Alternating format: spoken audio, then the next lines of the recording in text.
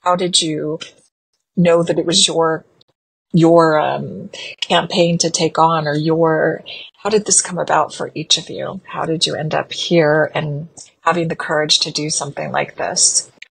Thank you so much, Rini, for the opportunity for hosting us today in the first place. So I've always been not always, but uh, people would often describe me as somebody that's always or they'd say things like I should have been a lawyer, because I'm constantly fighting for the underdog, and I'm always fighting for something. And when I was younger, people would offer, like, when people say things like that to me, I think to myself, I don't want to fight for other people. It's not something that I wanted to do when I'm young. You're not thinking of anybody else except yourself. And as you get older and you see there's so much injustice in the world, you realize, or I realize, that fighting for a cause is something that brings me so much more fulfillment than anything else. So, like a few years back, I was involved with an organization where we were fighting against gender-based violence in our country. And that was really something where I felt I was putting, like, I belong within an organization, any type of organization that allows me to right things that are wrong. Now, that doesn't necessarily mean, like, people would say a lawyer. Because of the type of person that I am, if I see something is wrong, I'm going to say, no, that's not how we do things around here. And but fighting for women, fighting for the underdog was something that sparked that, or made me realize that actually that is where I belong, is within an organization that allows me to bring about change within the world. So coming to Middle Nation happened organically, and that was last year, just before October 7th. I landed. I've started watching Brother Shade Paulson's videos. I was consuming his content, and I'm this type of person, like, when I make up my mind or something, or when I believe in something, and I'm looking and I find people that are speaking online or whatever, I kind of like go and I look for a reason why I shouldn't follow you. You know what I mean? And every time I watch the video, it's like, okay, we think the same. It's okay. But I bet you the next one, we're not going to think the same. And I haven't looked back since. So when it came to October 7th and all this was happening, things were just happening so fast within Middle Nation. We all just started really getting together, understanding that something major is happening. We've always known, as Muslims, is even in South Africa, because I'm from South Africa, we've always known about the cause that we need to assist with in Palestine. That's always been something that we've been taught from birth to up until today. We've heard about, we need to pray for them, we need to assist where we can, and that type of thing.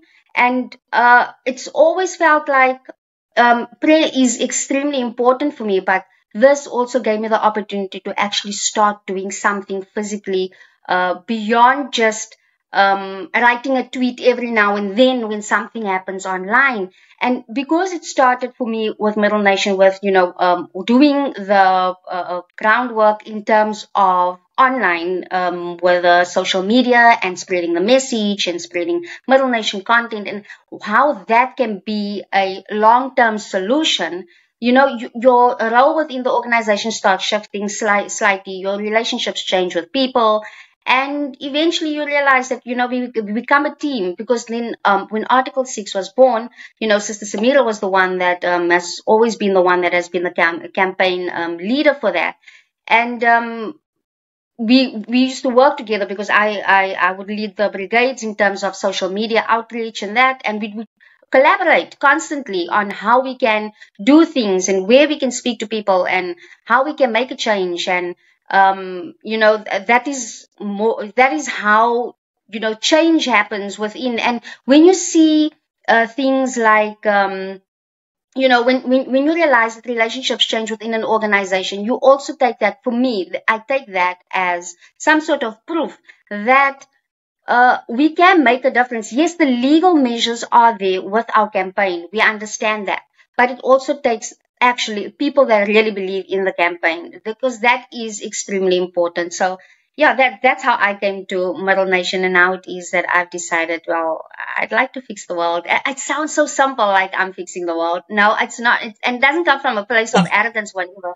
You know, I also want everybody else that uh, decide that they're going to do something, that tell yourself, you know, that you're doing something to fix the world. You know, it might be a small thing, but it's not. It makes a change. It makes a difference. You know, it's little ripples, pebbles on the pond, and forms those ripples. It does make a change. So I think we all should own the fact that we have a responsibility, not just to Palestine, because that is how the whole thing came about. You know, we also have a responsibility to countries like Congo. We have a responsibility to even people in your country, in America, because while our campaign is against the government, there is, we understand that it's not the average American citizen. You know, we are all victims, but we also decided Yeah. we're no longer going to be victims. You know, that is the most important part. We can't just, you know, lay down and accept it. So, yeah, I think I want to hand over to Sister Semira to maybe take it further from there.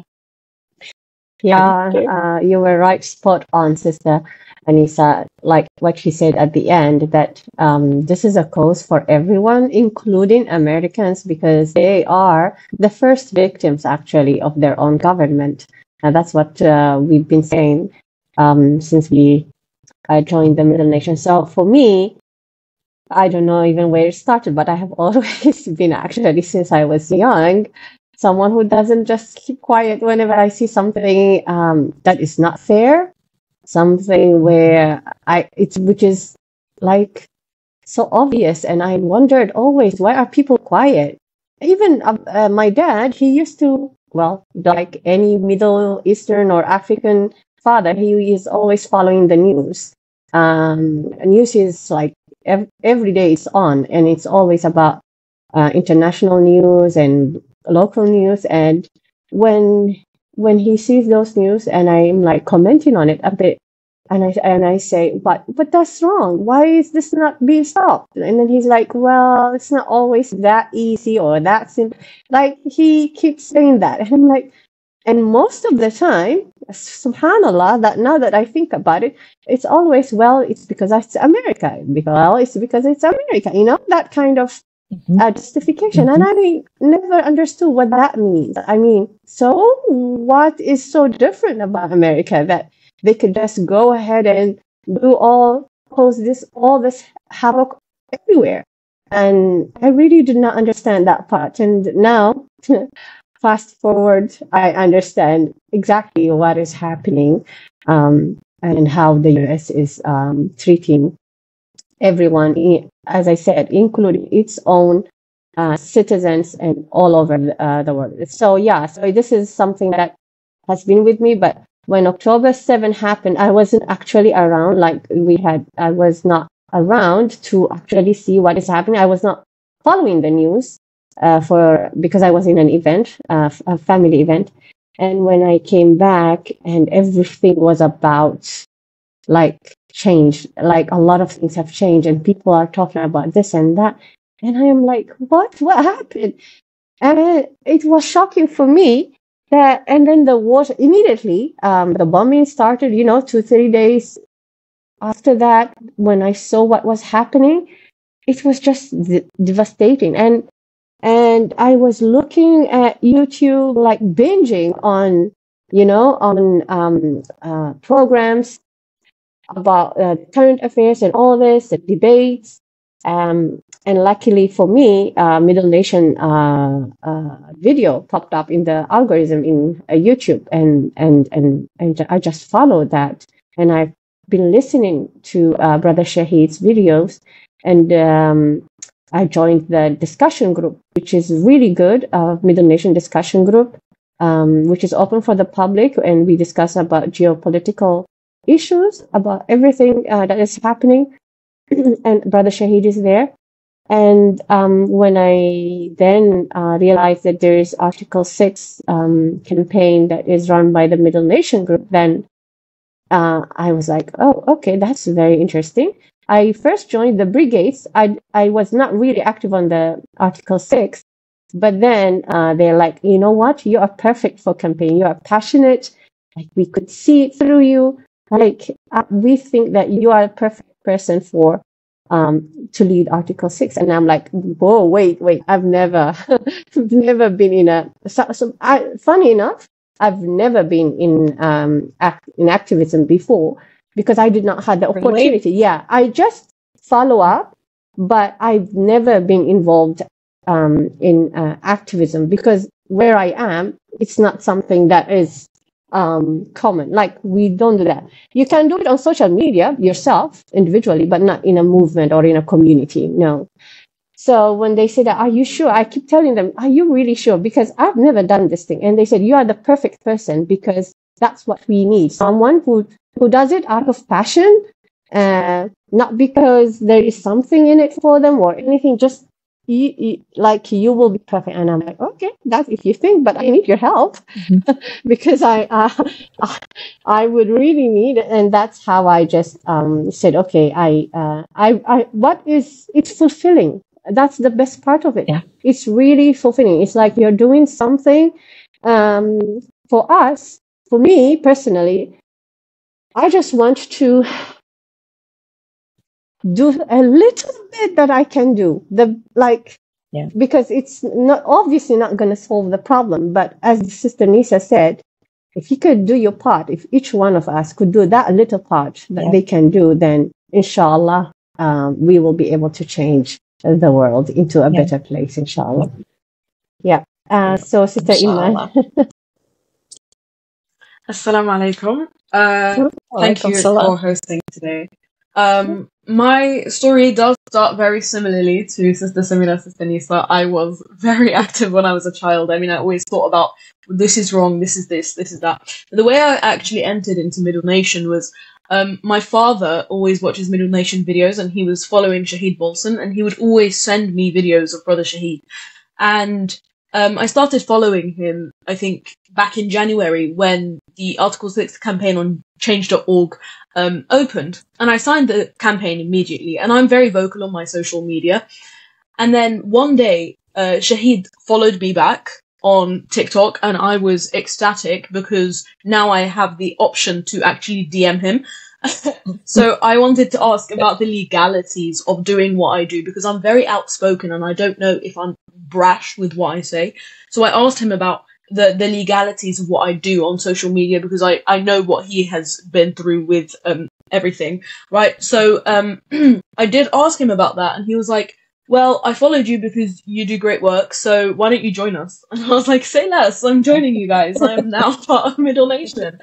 But essentially, I'm Algerian and Palestinian. So my mother is Palestinian, my father is Algerian. My grandparents were displaced during the Nakba. So my grandmother lived in Haifa, my grandfather lived in Jerusalem, he was displaced to Gaza, and then they went to the Kuwait, and then there was the Gulf War, and they were displaced from there, from the Gulf War to Syria, and then they lived through another war in Syria, so they've lived through a lot of hardships. And then on my dad's side, my grandmother lived through French colonialism, so did my grandfather, and they used to fight that as well. And in the 90s, my dad was targeted because he was seen as an Islamist, right? And in the 90s, there was like this huge thing where any guy with a beard would be killed, and my father's friend was killed because he had a beard, and right, so he had to leave Algeria because of that. So I think the anti-colonialism is in my DNA, it's in my blood. And essentially in school, especially in my sociology class when I was in sixth form,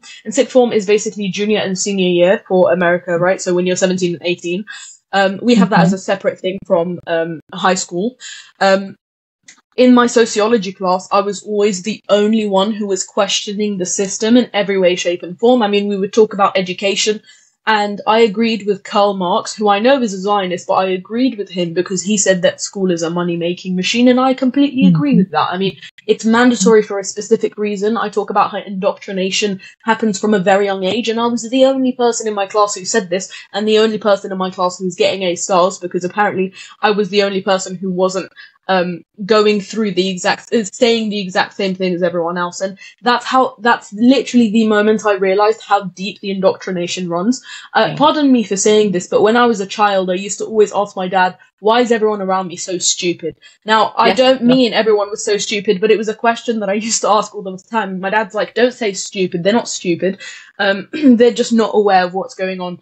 And so, essentially, another time I was kicked out of my religious education class. I was sent down to a lower set. So in the UK, your classes are based on your levels and your grades. So I was in the top class because my grades were really high. But I was kicked out of that top class, meaning I got kicked out of religious education and English. I got sent to set 2 because my teacher was a Zionist. And she told me that Palestine doesn't exist, and I'm telling her you are erasing my identity. And essentially, I had to go with people whose grades were a lot lower than mine for about 2 years because of that simple interaction. Wow. Another time, an Israeli teacher, who was Spanish, by the way, with the name of Garcia, he threatened me as an IOF soldier because we were having an interaction in the corridor and he told me he was part of the IOF and it was a whole interaction and I'm the one who got in trouble for it. So a man who kills my people, he literally was in the IOF. He didn't get in trouble, but I did for the entire rest of the year. I was in detention every single Friday for the entire rest of the year until he left. Because they said until you apologize to him for saying that you kill my people, which is exactly what I said, you are going to be in detention every single week. It was very bad. And I've been in protesting since I was a child. I mean, I've been to protests all the time since I was a kid. I mean, my mother is Palestinian. My brother was actually a speaker for the PSC. He used to go on stage and talk to people and, you know, do these spoken words things. I did spoken word poetry and posted those videos online. And I got 10,000 likes on one of these, you know, those meme pages and everything. So this happened when I was like 14 and everything. So I faced Islamophobia because I'm a hijabi Muslim. I mean, when I was in college, I was told to remove my hijab by so many people in solidarity for people in Iran. And I said, well, why don't you put it on in solidarity for the Muslims who were forced to take it off in France? They didn't get the reference. Not my fault. And so essentially I started my TikTok. My TikTok account has had a lot of political posts even before the 7th of October, but I used to post my face and music and I don't do that anymore. So over the last 2 years, I didn't post anything political, or anything at all. I had 3,000 followers on TikTok. The moment the 7th of October happened, I decided, you know what? I'm going to post a video of just me talking like a podcast, you know, just a black screen, subtitles, and it started to garner a lot of attention. And to me, I was like, I've been trying to use my voice for years. This is the first time that people are actually listening. And the difference between posting political stuff 2 years ago and posting political stuff now is that people are actually listening for the first time ever. So people are actually always commenting on my videos saying, Iman, we haven't seen you in a long time. Please post again. We rely on you for this kind of stuff. And so I do it and I keep doing it so that I can help the people and inform people. I mean, my account is not monetized in any way, shape or form, except when I go live and people send gifts. So I do it because I am Palestinian, I am Algerian, I'm a Muslim woman, I've been targeted and I've seen my people being targeted. It's in my DNA. And honestly, I don't like ignorance. And I like to educate people and I like to be the loudest in the room. So if I'm going to be the loudest, I might as well say something helpful. I think that brings me to, I was trying to think of how to, when we were messaging Semira, I realized that there has to be a way to spotlight women in the resistance. Like, because it's so incredible to see how certain women, and including myself, not ever being an activist like this or even having any awareness, it's like I'm a totally different person now. And to hear each of you tell where you came from and just the strength that you have all had to have and maintain and endure such a, like, just to grow up and to be told you can't wear a hijab is so ignorant in itself. And I think I didn't understand it. Like, why? I didn't understand anything about Islam or, you know, modesty, covering your hair. And I actually learned it from a YouTube she's like 21 years old, but I needed the understanding. I needed to hear it from somebody because, again, it's part of like the deprogramming or unlearning of all these things that I feel like it's in a crevice. Like you don't even realize it's there. It's just there. And I don't think people ask themselves, like, if this doesn't, why do I even question this? Why, or why have I never questioned this? And I think hearing the women involved in this, and again, admiring Haya for what she's doing, getting to know you all, there's something magical happening. That's incredible to see people. And I was hoping you could tell me this because each of you has been in this, or, Iman having family Palestinian roots and generationally having these, having to constantly defend who you are as a human being, or even just your right to exist. This time right now, you do all think it's different. Please say yes, that it is different because of the endurance that people have had. But not only that, I see more people like on YouTube, people that I would have never thought I would ever listen to or follow are now speaking about this. It's a shame that it took 11 months, but do you agree that it's reached a point where it's different than any time before?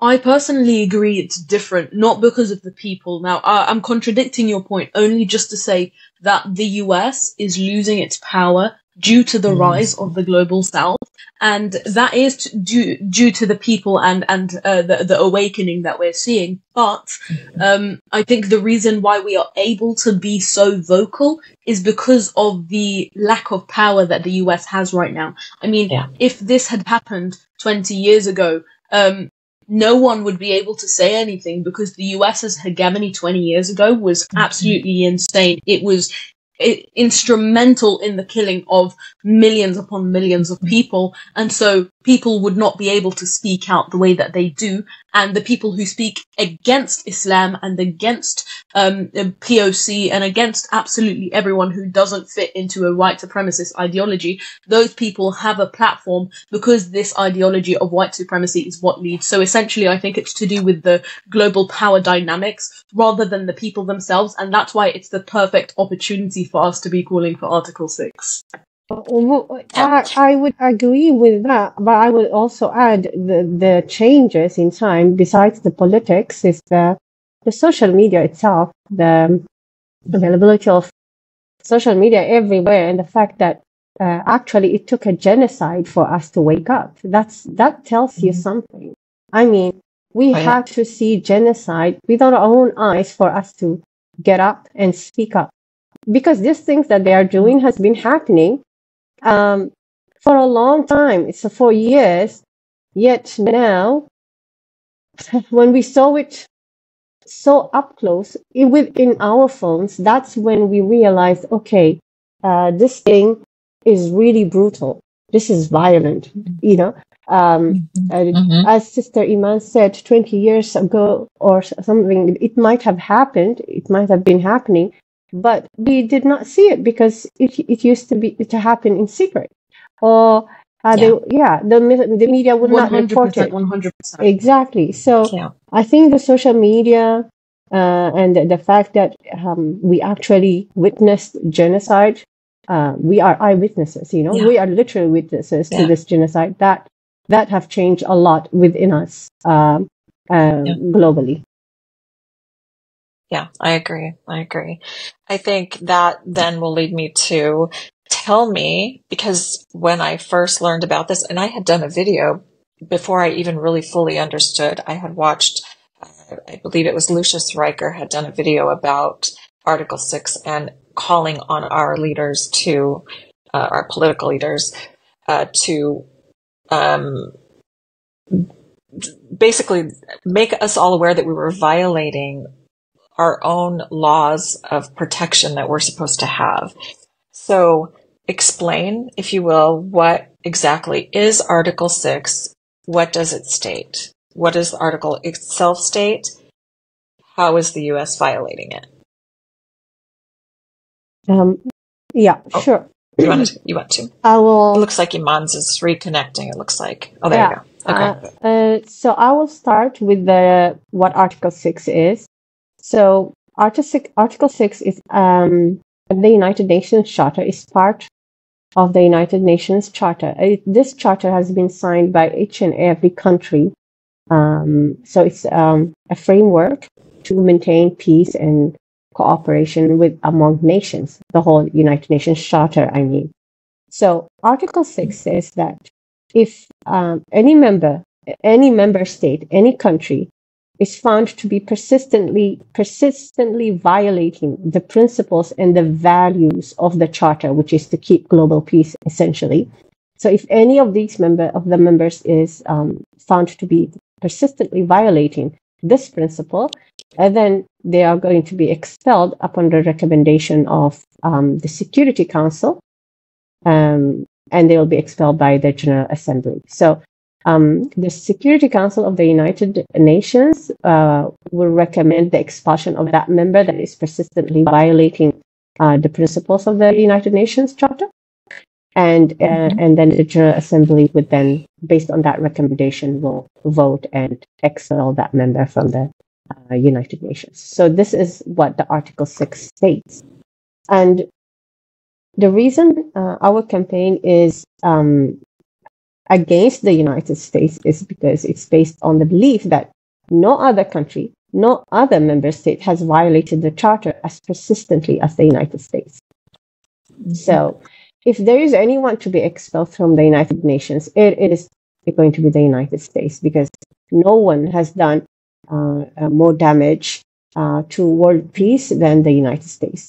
And so the justification for invoking Article 6 against the United States is grounded in its, numerous violations and misuse of the veto power. So the veto power is just the misuse of the veto power is just one of the violations of the United States regarding the United Nations, because they misuse it against the principle of the United Nations itself. Imagine, they are using the tool of the United Nations, which is the veto power, to what? To violate the principles of the United Nations itself.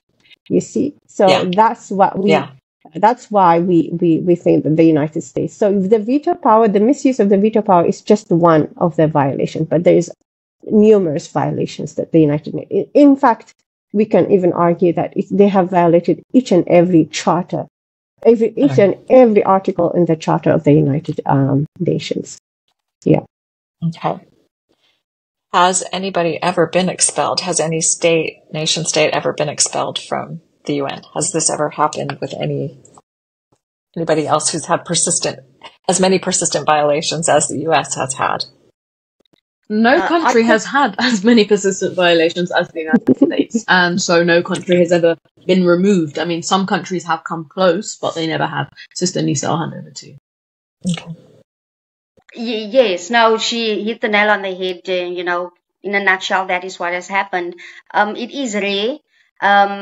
Invoking Article 6 is extreme in the sense where you need to have been persistently violating the principles. The reason why we stress on persistent, because it can't be just one or two incidents, it has to be a consistent thing.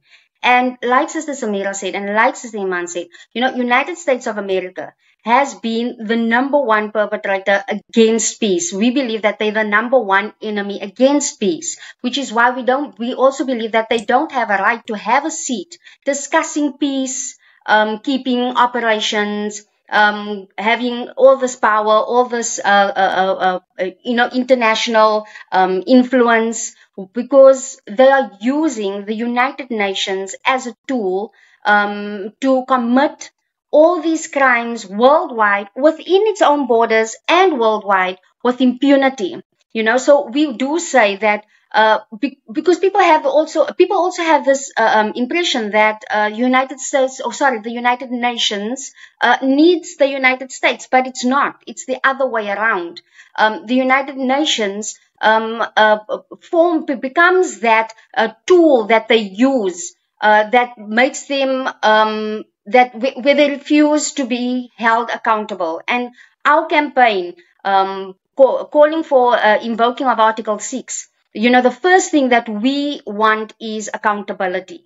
We expect after this that there would be respect for international law, and that peace and justice and global security and cooperation is important. Those are the fundamental things that we are trying to achieve. And we understand that America at the moment is an obstacle when it comes to peace, security, anywhere in the world. That is the number one culprit in this place.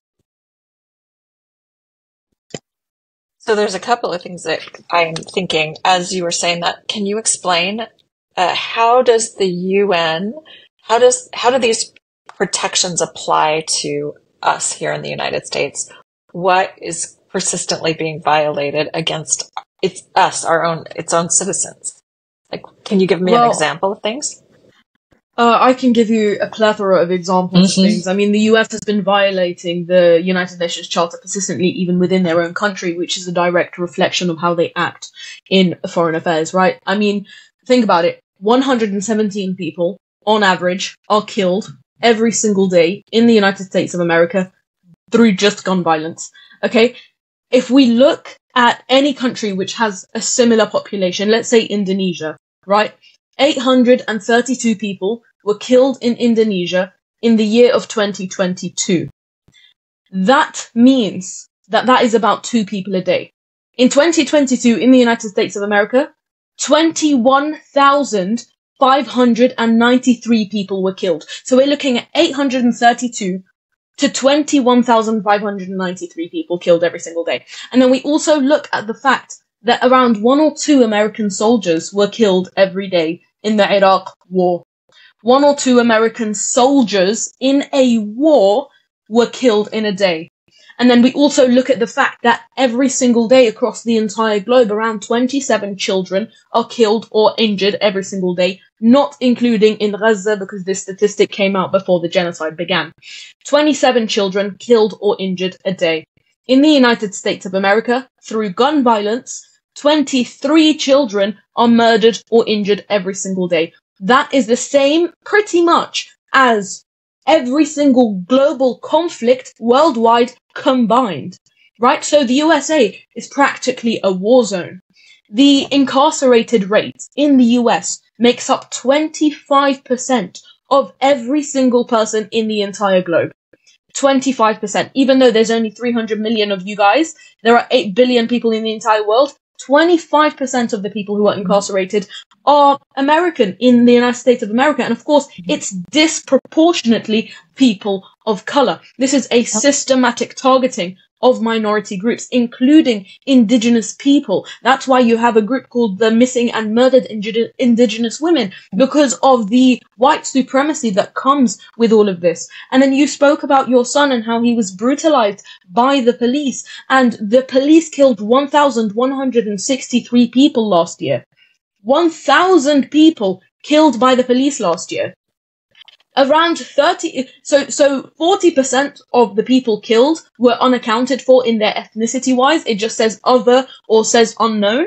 So we're just going to look at 30% of this, 30% of that. 30% of the people who were killed were black or Hispanic. The other 30% were white people. However, white people make up 70% of the entire population. So where do we go from here? It's obviously showing that the United States is heavily militarized, and this could actually be deemed as domestic terrorism because it comes with a very clear agenda. They want to kill people who are not white. It is domestic terrorism, and they are refusing to admit it. Because if I said any of these statistics about any other country, you know that the United States would have their boots on the ground right now and killing people. In fact, they would have their planes in the air, they would have their ships surrounding, and they would be killing those people, 100 people every single day. And that still won't make up the same average of the amount of people killed in the United States of America every single day.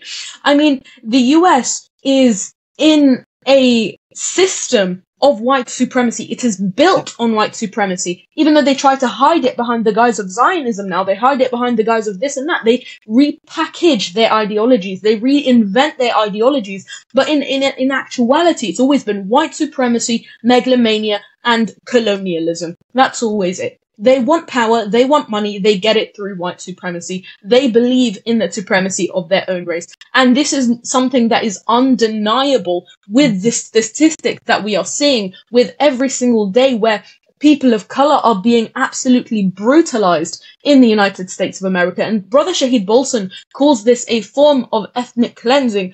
And I have to agree, because essentially, it's the white versus everybody else. And ethnic cleansing often comes with xenophobia. It doesn't necessarily only come because you hate one group of people. Oftentimes it comes with xenophobia, meaning you hate everyone except yourself. I mean, look at what Adolf Hitler did in World War II. I mean, the Nazis didn't just kill Jewish people. They killed Polish Catholics. They killed Romani people. They killed Muslim people. They killed people who were not white, blonde with blue eyes. That is xenophobia. That is ethnic cleansing. That's what's going on in the United States of America. And that's why it's a direct reflection of what they do across the entire globe. Just look at how their political project of Israel, because Israel is their project, their geopolitical project in the Middle East, a wedge between Asia and Africa, a wedge between the Arab world, a wedge between Muslim countries. Just look at how they're treating the Palestinian people, and you would see that it's the exact same thing. And of course, like you mentioned earlier, the American police were actually trained by the IOF. I mean, look at the NYPD. They were trained in Israel, in so-called Israel. Israel is a colonial project and doesn't, essentially, it does not have the right to exist, because its fundamentals, its foundation is the ethnic cleansing and the bloodshed of the Palestinian people. Thank you so much, yes. Sister Im. I just wanted to add that so for each and every crimes that Sister Iman has mentioned, it's a violation of the United Nations international laws. So, for example, when we see about the forced labors in prisons in the United States, it's against the International Labor Organization's Convention and the Universal Declaration of Human Rights. And then there's the racial discrimination, which is against the International Convention on the Elimination of all forms of racial discrimination, and of course the Universal Declaration of Human Rights. Police brutality is also against the Universal Declaration of Human Rights and International Convention on Civil and Political Rights. So all these universal declarations of human rights and international laws that the United States violates, they violated also internally, domestically within the United States. So you've got the racial profiling, the racially biased mass incarceration, the discrimination and suppression of voting rights, which is against the International Convention on Civil and Political Rights and the Universal Declaration of Human Rights. The discrimination against Native Americans is against the United Nations declarations on the rights of indigenous people and the International Labour Organization. So all of this, the mistreatment of migrants and refugees, the mass surveillance and violations of privacy is also against the United Nations international laws. So yeah, the United States, their first victim is their own. The first victim of the United States is their own citizens, basically. I think I always, because of my own life experience, I grew up basically on a Navajo Indian Native American reservation. So Winslow, Arizona is a very small community, and so our family was very connected to people who were living on the reservation. It's horrific now thinking back to those times. And at the time I didn't know. I was a little girl, but we would go to powwows, and there were mobile homes out there, no electricity. I mean, it was thinking back to that time in my life. It's astonishing to me how asleep people still are, like watching the DNC. It's the way I look at this whole country now is so different. I feel like I'm seeing something I'm living in two different worlds. Like, do you all not see what's happening here? So educating people to understand this, and I'm gonna ask this question because part of what I started to do was, with Haya's permission, I said, I'm going to send this to all media organizations. So any that I watch on YouTube that are independent, they have comment sections. I sent an email to all of them. I also reached out to a woman I know from Code Pink. I met her because I was looking for somebody to share the tax information with. Turns out she's my neighbor. We met for coffee. I told her, about my tax initiative, and we are both leaving the coffee shop and we walked to the same place. Mm-hmm. So that's a separate thing, the tax thing, but I thought, how does Code Pink or any of these bigger organizations, how have they not spoken about this? So I sent an email to her and I asked her, will you please host them on your podcast? Because she does a podcast with Medea Benjamin. And I don't want to, put her on the spot, but one of the comments that came back in the email, I was really disappointed, but I continued persistently to push back on this. And I'm going to ask you all to maybe address this, because her response was, while the U.S. is an outlaw committing genocide in Gaza and responsible for millions of deaths in the war on terror, I do not see how expulsion would serve the world. On the contrary, it would consolidate the U.S. as a terrorist rogue state, working with other rogue states that would soon therefore be expelled as well. And then one more paragraph. While the UN has dashed our hopes for ending Israel's slaughter in genocide, but without the UN, what do we even have to reference for international law? I know you guys are going to have this one. You'll have a lot to say on the issue. The U.S., a signatory to the Genocide Convention, can at least be held to account publicly, image-wise, for violating that treaty. Trade sanctions, yes. Expulsion, no. Now, my response was, I pushed back in my own way with the knowledge that I had to say that we're basically saying the same thing we've been hearing from Israel, which is we're investigating that. We're investigating that. I saw a video the other day of the investigation they were supposed to do for 6-year-old, child who is calling for help. All of that was supposed to have been investigated. Sorry, my mind just went to Reem, yes. But it was my mind. What's her name? I forget. I don't know why I've blanked her name. But Hind Rajab.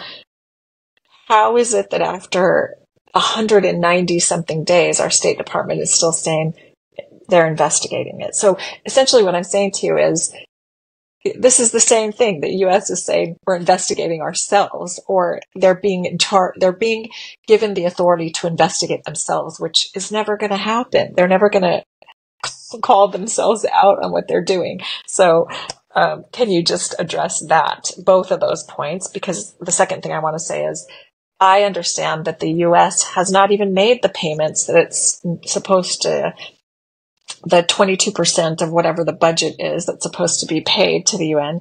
The U.S. hasn't paid that because we're $35 trillion in debt, but I'll let you address it. I'd like to go first on this one. It sounds crazy to me. Sure.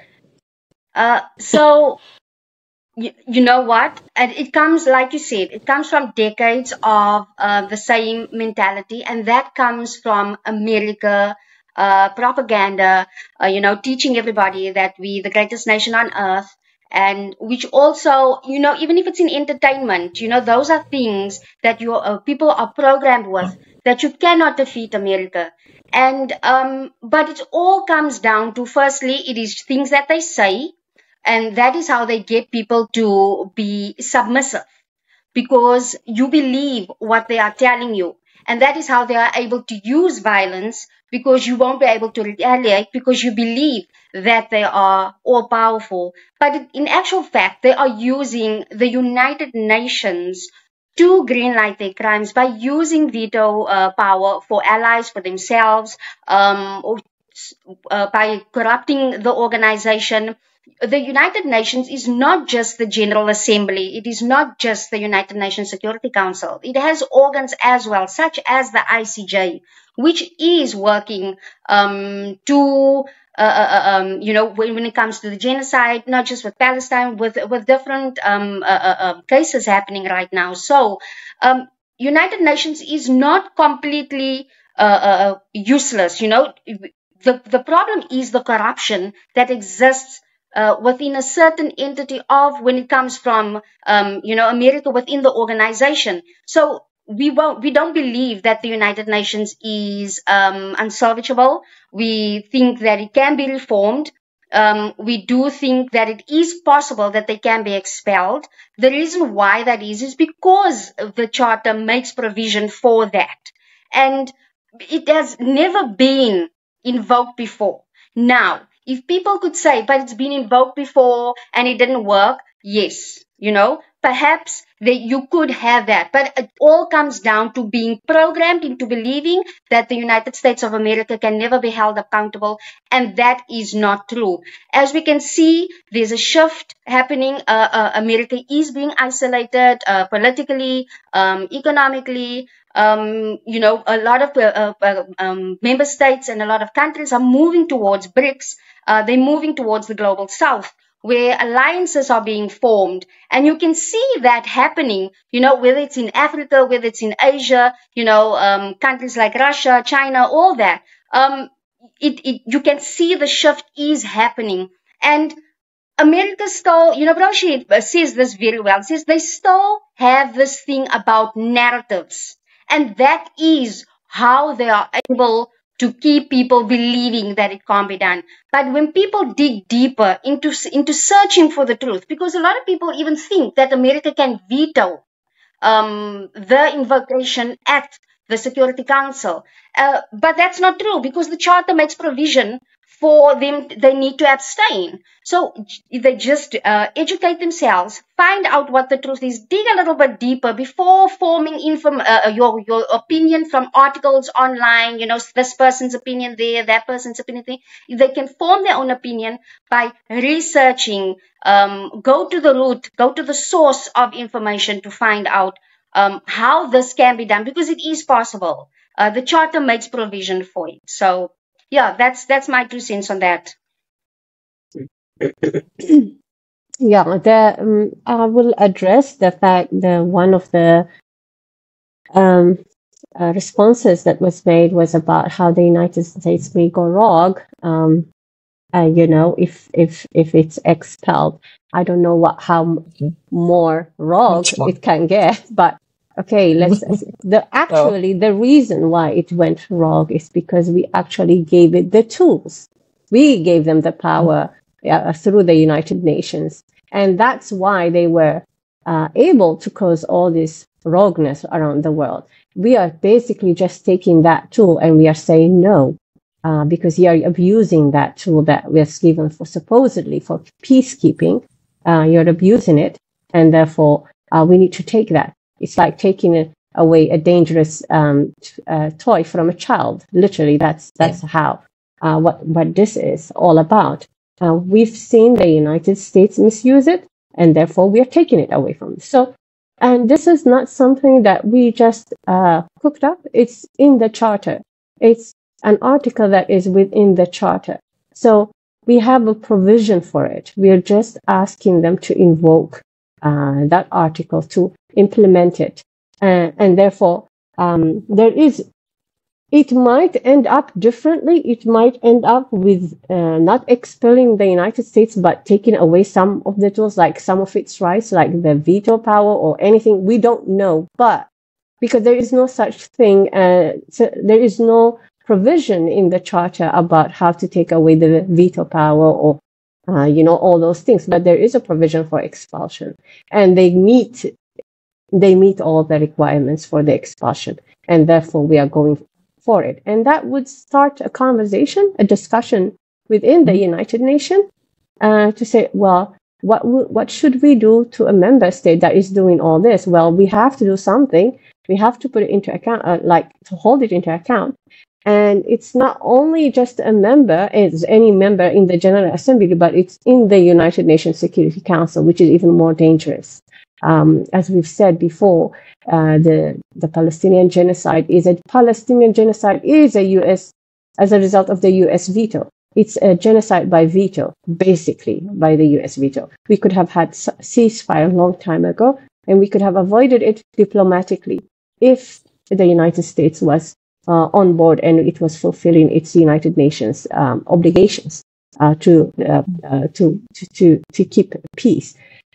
Regarding so it could end up with trade sanctions, like what happened to South Africa during the apartheid, but we are taking it from the charter. So that's why we cannot just say, no, trade sanctions is okay, but expulsion is no. We don't know where it's going to end with Article 6, but Article 6 is within the United Nations, and it calls for the expulsion of that member that persistently violates the Charter.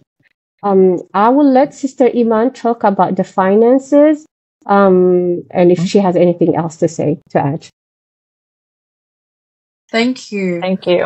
Before I get to the finances, I did want to mention, I like how you emphasized that it is in the United Nations Charter, because the way that your email was written, they wrote it as if it's completely radical to remove the United States from the United Nations. Sure. However, the United States signed that treaty, signed the United Nations Charter before, during the inception of the United Nations, with the complete intention that it would never be used against them, because they completely, wholeheartedly believe in their own hegemony. And that's exactly what you were talking about earlier, where they say we are investigating, when in reality it's just to save face. But there is no face to save anymore. I mean, the US and Israel both use the same tactics. We are investigating ourselves, we are doing this, we are doing that. You would never tell a murderer to go investigate his own crime, obviously. Oh. And yet, why can you go and tell mass murderers, genociders, to investigate their own crimes? It is absolutely ridiculous.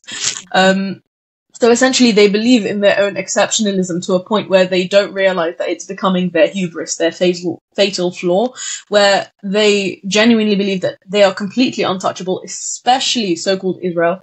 And so they do and say whatever they want on camera, with the complete intention of lying, and without realizing that, well, there is a shift in global consensus.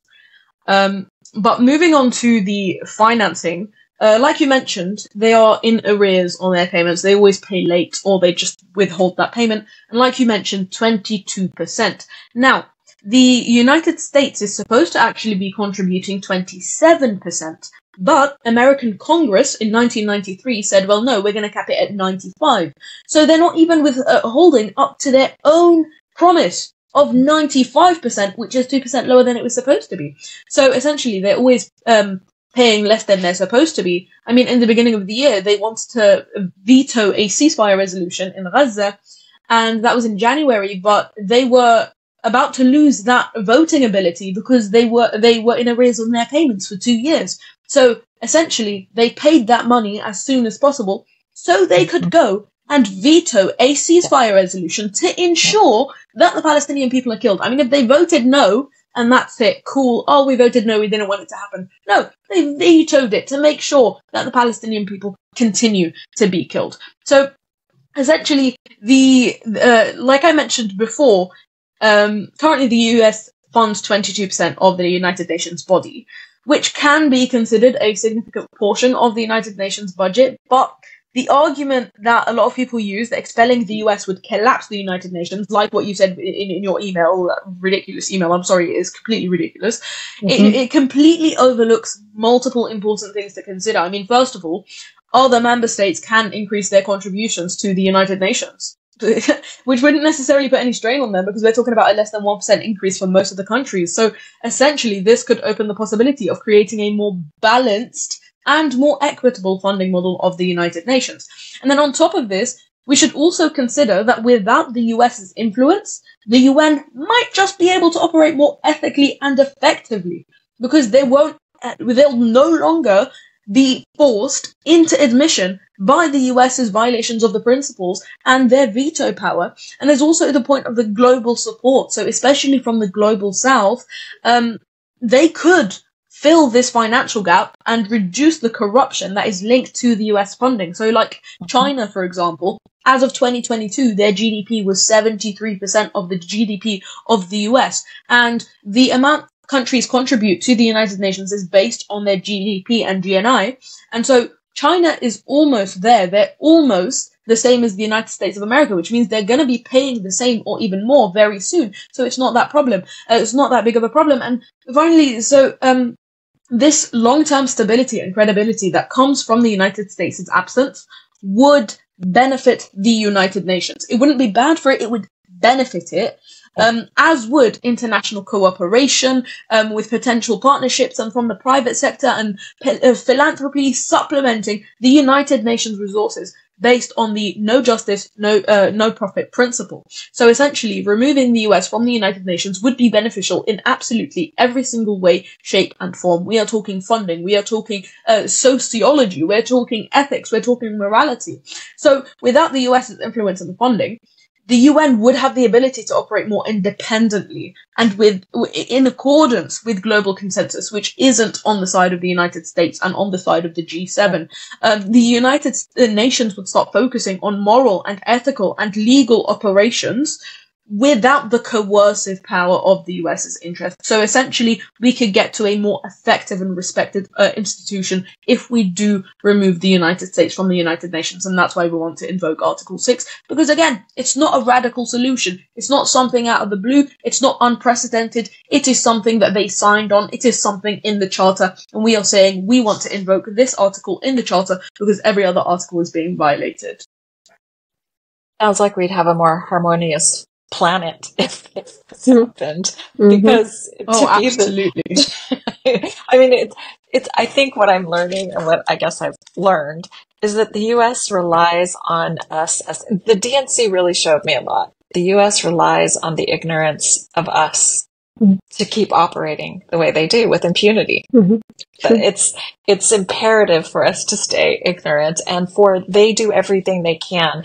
I posted something yesterday because it dawned on me watching what we were watching, and I didn't watch all of the DNC. It's literally just been clips, but to see it from back here, I guess, or from up here at a distance, I realized the level of production that the U.S. has to do, the government has to do to keep people believing in their lies is huge. Yeah. The truth is simple. The truth just is. It's simple. You don't have to do a production. You don't have to have, different people come sing and convince your people that this, but that's what they rely on. They rely on all of us being completely ignorant. And I think I know my hope is, because these are conversations I would have never imagined myself having a year ago. Like I said, I think I always considered myself as somewhat intelligent. Like I raised some kids, I had a business, I've been successful, but I was not aware. And it's a shame to say that. I think what I'm also learning is it takes a whole lot of inner strength and self-evaluation to say, how did I participate in this? Whether it just be directly participating or by my own willful ignorance. Because once you see this, I've asked myself many times, okay, are you making any progress with this? Because for me, I saw it back in January. It's like the money. We need to stop the money. It's federal withholding that is funding all of this. It comes right out of our paychecks, which when I see how these senators and Congress people just slam the doors on their constituents who are there advocating to stop this, I think they can do that because they all know that it comes directly out of our paychecks. Federal withholding is not a law. There is no tax code in fact, it's written specifically for the District of Columbia, and I won't go into all the history of it, but it came out of the bankruptcy of the United States. federal employees of the District of Columbia are the only ones responsible to have their paychecks deducted, to have this money withheld. In fact, we as citizens are not even supposed to be paying this tax at the end of a tax year. In February, like in April 15th of every year. It is not required by us to do this. But they have manipulated the documents we sign. Everything we're doing, they continue to rely on us to be ignorant. So as I've shared this information, what I've started to understand, it is fear. People are genuinely afraid to question anything. Again, it's independent thinking. People cannot do that anymore. And I definitely don't think it's social media, because I've heard, social media is making people lazy and 3 seconds is all they have their attention span. No, where all of this for me came from, the education and the learning came from social media and interactions like this, reaching out to people, communicating, learning. The level of, numbness, or I call it hypnotic rhythm, because I think I had read a book by the same author who wrote Napoleon Hill. He wrote a book, Think and Grow Rich. He wrote another book where he talks about, and it's called Outwitting the Devil. And when I've said this, people get like, oh my gosh, it's a book about the devil. No, it is a book to tell you how the quote unquote devil controls people's mind. And the main point to the whole thing is that the devil says, I control 98 out of every 100 people. And so it's a back and forth conversation between the author and the devil, who likes to be called His Majesty or something in the book. But the point is, the one thing he says is that the piece of people he controls have lost their ability to think for themselves. They don't think for themselves. And the biggest helpers to this, to numbing people, are the government, are pastors and preachers, and because they keep you in a state of fear and you're so afraid to even ask the question anymore. You've lost the ability to ask questions. You've lost the ability to question yourself as to, why am I thinking like this? Why have I never considered Islam? I've looked into Buddhism and Hinduism and all these things, but I've never questioned why I've never read the Quran. I should probably read it. I feel sad for not the younger generations. I feel like I've talked to many 21-year-olds to educate them on their taxing. They have more, because they're not corrupted yet. Their minds are more open. They see it as it is. It's the generation of, like, my son says it's the boomer generation, like 45 and up. But even then, what I started to see on TikTok was grown men in their 50s breaking down, crying, saying, everything I've lived is a lie. Every bit of my life has been told to me, and I've suddenly realized I've been living in this lie. And so there's a fear, and again, this is only my own experience. There have been quite a few months where I've just felt disoriented, like I don't know what's real and what isn't anymore, because I also discovered that everything that I had been told was a lie. And so I think that goes back to fear, and how have you noticed, and as you do these talks and explain this to people and educate them, do you find that there is something where it just clicks for them, and what is it? And do you think it's fear of the unknown, or like this email that I got?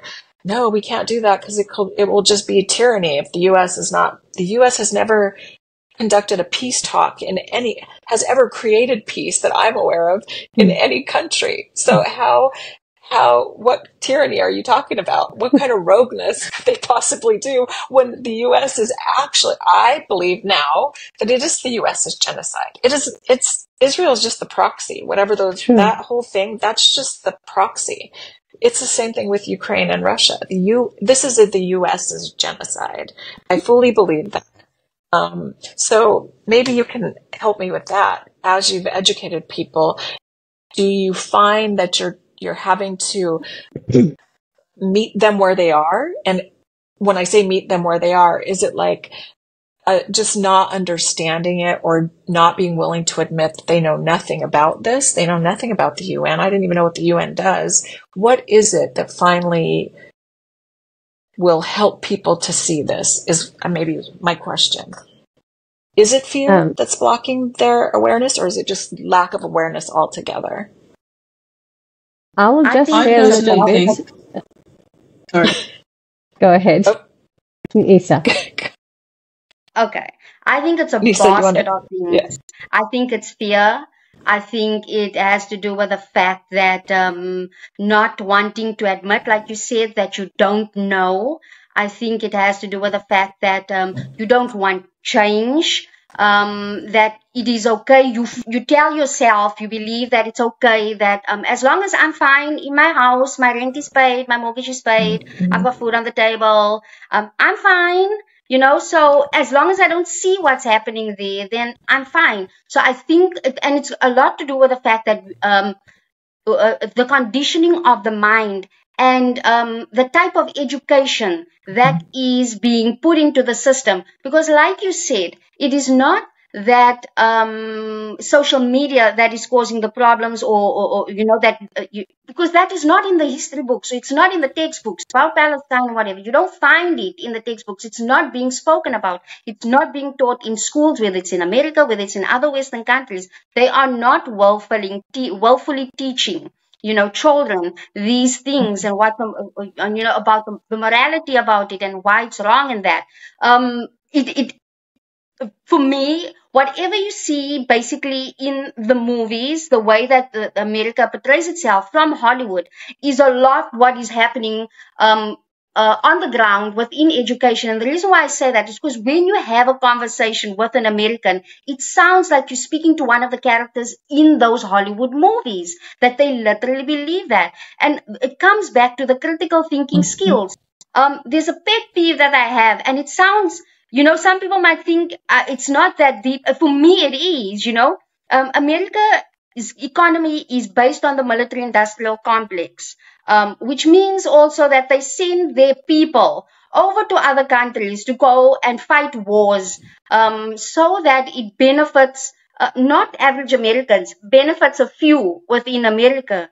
And at the end of the day, what happens is when those veterans come back, on shore, you know, back into America, you will see videos where, you know, you have this mom welcoming the toddler, and it's all, you know, a good thing. And in the comments, you'll have statements like, "Thank you for your service." If people realize, the people leaving those comments, if they realize that that person comes back from a war, you know, they've hurt other children, they've hurt a woman, they've hurt a man, whatever, they've broken up families. If they understand that, to say something like "thank you for your service," America is not fighting defense of wars. They are on the offense. They are causing the wars. You know, that dissonance, you know, where they're not realizing that by saying things like "thank you for your service," it is not a good statement. They think that they are being positive and this is sweet and this little cute video and it's a family reunion. No, that person has literally gone and done crimes in another country. So that type of thing, it's a lot of things. It's a basket of things, whether it's the fear, whether it's the miseducation, disinformation. It's all rolled into one, but it also comes down to the fact that people don't want to sit down and find the truth of the matter. They are only happy to first page of Google, then that's my source. I'm not even going to go further than that. If it's on the first page of Google, it must be credible because it's there. You know what I mean? So they're too lazy to dig deeper than that. And that is something that needs to be that needs to change. But it also comes down to the education system, because those are the type of things that are not being taught and not being encouraged within the education system. So yeah, I do think that there's a lot of factors in play when it comes to why things are the way that they are. All of that. Yes. All of that. Yes. I will just add that, you know, we have a petition on this Article 6 where we are asking people to sign and share the petition, so that we can have, the support, so that the nations that we are trying to ask them to invoke the Article 6 will understand that they have the public backing on this. So 25% of those who signed are Americans. So I just want to give credit where it's due, because it does show how they're changing, as he said, and it's a good sign, alhamdulillah. But again, we just have to think about what made us change. And that's what scares me, to be honest with you, is the fact that it actually took a genocide to on the telephone.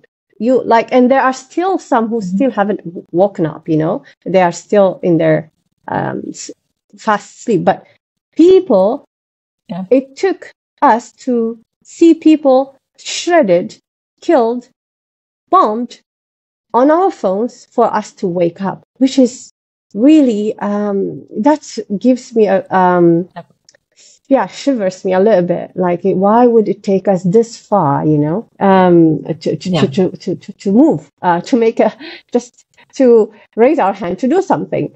It's the level of, I'm sorry to interrupt, because I've been processing this exact thing that you said with a friend of mine who's from Iraq, who came here when she was young, but she says, I just don't understand why it's where it is 11 months later. And I said, that shows you the level of depravity that we've all reached, the level of low, of numbness, of asleepness, of brainwashness, whatever you want to call it. We are so low down here in what our society has been witnessing for years, that it's taken that. I just see it as it's an equal range to how low we are, how low our humanity has gotten. Because when you talk about how many people are incarcerated here, how many children are killed each year here, that is an absolute low level of humanity in their morality.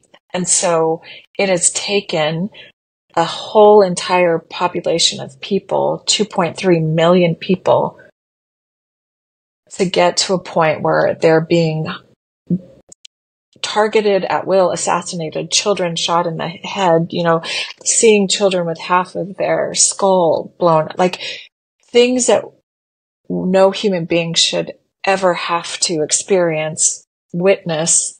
We're at an all-time low, in my opinion, as a human race, because we shouldn't be here. Yes. Sorry, that one. And that's where I also want to bring in the fact that how every crime that the United States commit, it changed the global landscape. It changed the collective beliefs and aspirations about justice, about peace, about fairness, about sovereignty, about morality of nations. So whenever the U.S. use the United States to abuse it, it has been really, really catastrophic, because it's affecting how the nations or the people in general perceive what they can and cannot get away with, because they're not held into account. So that depravity that you talked about, it also comes from the fact that we just let them be. They are what is it? What is the Brother Shade always says? Might is right. That's it. Since they are mighty, they have the right to do whatever it is. Where is the morality there? Where is the fairness there? So we have been programmed in such a way that if nations are mighty, they can do anything and just get away with it, even though there are rules, principles, there are frameworks that they have signed for, and that has generally affected our collective understanding of justice and morality. And that's why it took us this far to understand what is happening to us. It took us a genocide to get to where we are right now. I know. God forgive us all, because it's horrible to even have to say those words. That it's taken this, to have to get to a point of awakening. I do see this as a very spiritual. This has so many layers to it, but I do see it as a spiritual awakening for the planet, for 8 billion people. I just wish the awakening would happen in greater numbers. But, I guess I just keep hoping with more people like yourselves doing this work, because it takes everything, I know it does, to do what you're doing every day. So I want to thank you all and commend you all. And then maybe just ask, because I want to say that because I want this to be an inspiration for other people who are afraid to do something. Like, it takes a lot of inner strength, I know, to do this every day, to keep trying to educate people. And I'm sure you've been on a roller coaster of emotions, of up and down, finding the strength to keep doing it every day. So I want to thank you all for your service, because Nisa, I 100% agree that I've never thought of it like that. But yeah, we are thanking them for, and as a daughter of somebody who was, my dad was drafted, how he came back, how he returned, he was never the same again. Mm-hmm. And what I will say is my younger son wanted to join the military. In fact, for the last year, he's been working out. He's in great physical shape. Last week or 2 weeks ago, when the videos came out about the prisoner hostage that was violently assaulted, I'm just going to say he was raped. I don't know what words I can say anymore, but when that started to come out, my son actually came in, he knocked on my door and he said, I'm kind of rethinking this military thing. And I was so thankful, because I thought, could you imagine if I actually can make it to Gaza to help someday, and you're in Qatar somewhere, deciding who dies that day, and if I happen to be there, like how... Because nothing's going to stop me from doing what I know that I'll be doing in the next 6 months. And he said, yeah, because I said, you would be working next to people like that. If you saw what they did. You would be having to protect people like that. I'm sorry, I'm getting choked up. But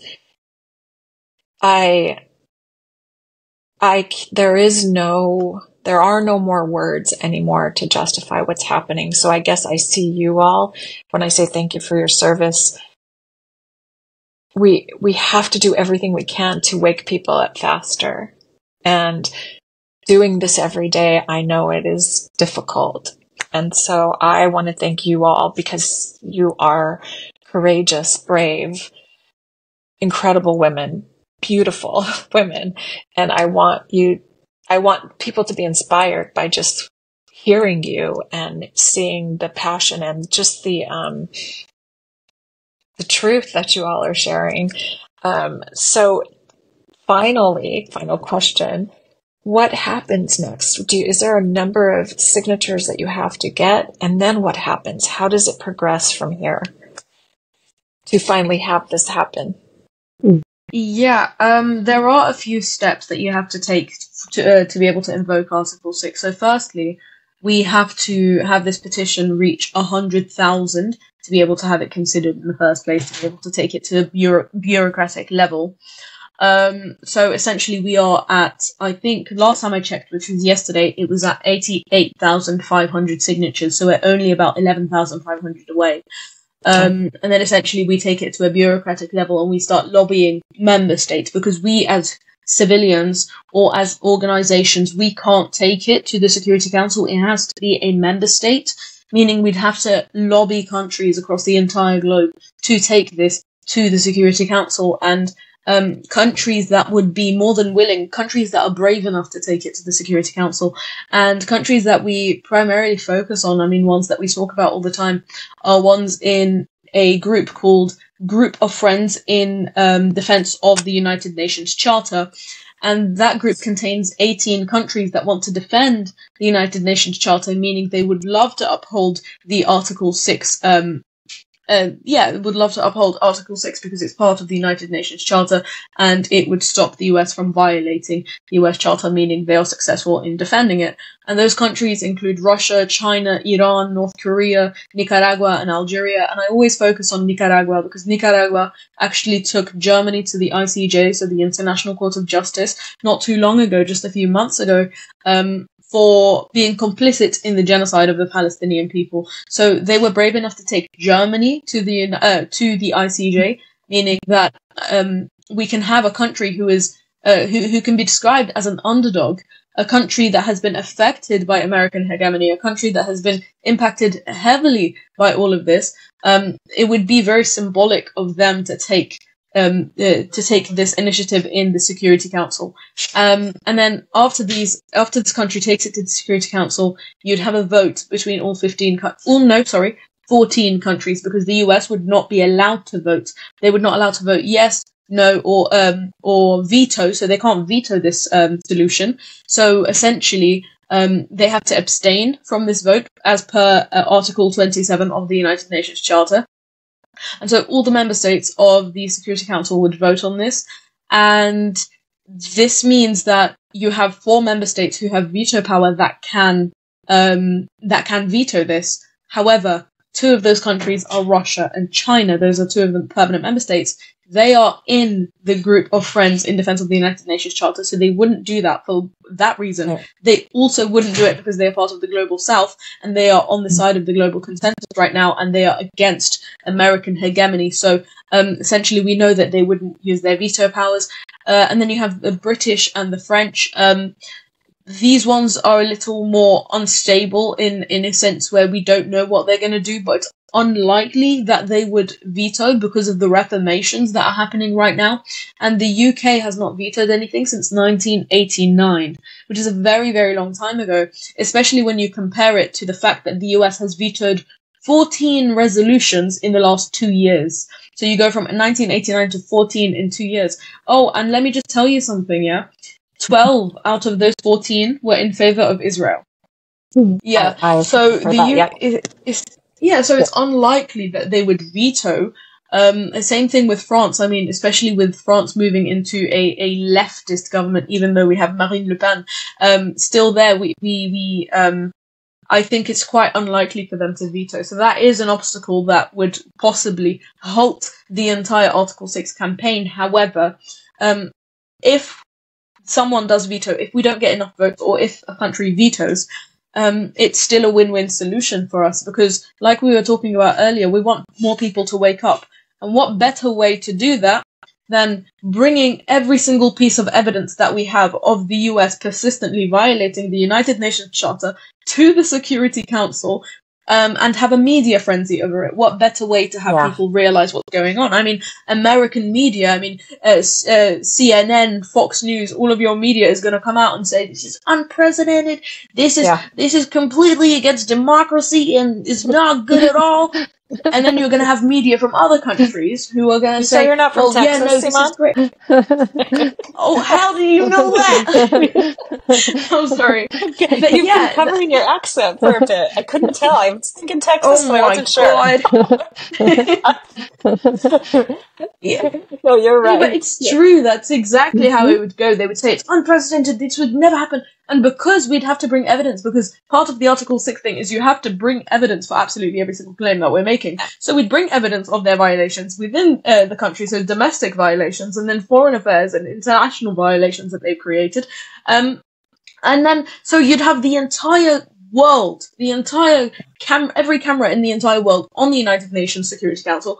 Everyone is watching, because we're talking about the United Nations. Every single member of the world, I mean, pretty much every single country in the world is in the United Nations, so everyone in the world is going to be looking at this, especially because it's America, right? So essentially, if it doesn't go through in the Security Council, it's still a win-win, and you'd have everyone talking about it. But if it does go through in the Security Council, it's now recommended to the General Assembly, who will then vote on this. And if we get a 2/3 majority, the US is out. And how much do you want to bet that most countries in the world don't like the United States? states. No, I totally agree. So, yeah. It's like the underdog story of, I mean, that's what this is the resistance. Like, this is resisting. And it is, I think I'd love that thought, that idea. You know, we were talking about movies earlier, and I've learned so much about how the programming happens here, and a lot of it is movies, it is our media. But I see this as you were speaking, and I'm just like envisioning this incredible movie that was actually real. And oh, absolutely. I always envision it as a movie, you know, every time. And I always use this analogy of movies whenever I'm talking about the power, because a lot of people say, well, the UN needs to be dismantled, not the US being removed from the UN. And I always use the analogy of, if you've ever watched movies where there is a source of power, the villain takes that power, now the villain has the power and they're using it to destroy the world. What do? You don't destroy the power, you destroy the villain. No. You take the power away from the villain. The power is now restored and able to work around the entire world and help everyone. And that's the analogy I always use, because for me, everything to do with Article 6 is basically a movie. I mean, we've watched this over and over again with these resistance movies, and the resistance always wins. The resistance always wins. Yes. Yes. Yes. Yes. Well, ladies, thank you. I've kept you for an hour and 40 minutes. Okay. Yes, please. Please. It's your time. So. I just wanted to say, with regards to, the shift happening and change happening, it is a collective shift. It's not going to be just one country. I do believe that we need to all stand together. This is collective activism that we are busy with. Each one of us have a role to play. It won't just be one country doing this. We see it with the ICJ case with South Africa versus Israel. More and more countries are standing behind and adding themselves to the roster that they are standing with South Africa against this. So it is not just one country doing it. It is not just one organization doing it. I do see it as a collective thing happening, where we will have it, where we will end up with global peace and security. So I do believe in that. Thank you.